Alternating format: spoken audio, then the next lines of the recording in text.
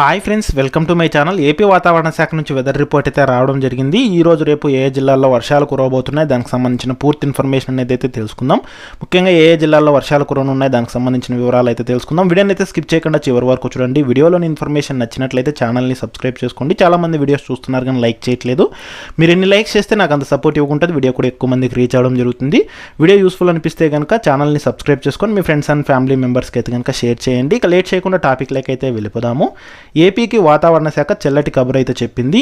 ఈ రోజు రేపు పలు ప్రాంతాల్లో తేలికపాటి నుంచి మోస్తరు వర్షాలు కురిసే అవకాశం ఉన్నట్లయితే కనుక అమరావతి వాతావరణ కేంద్రం తెలిపింది. ముఖ్యంగా పలు ప్రాంతాల్లో ఉరుములు మెరుపులతో పిడుగులతో కూడిన వర్షాలు కురిసే అవకాశం ఉన్నట్లయితే తెలిపింది. ఉత్తర కోస్తాంధ్ర యానాముల్లో పలు ప్రాంతాల్లో వర్షాలు కురుస్తాయని అయితే తెలిపింది. ఇక పూర్తి వివరాల్లోకి వెళ్ళినట్లయితే ఉపరితల ఆవర్తనం సగటు సముద్ర మట్టానికి 1.5 కిలోమీటర్ల ఎత్తులో దక్షిణ అంతర్గత కర్ణాటక మరియు పొరుగు ప్రాంతాలపై కొనసాగుతోందని అయితే తెలిపింది.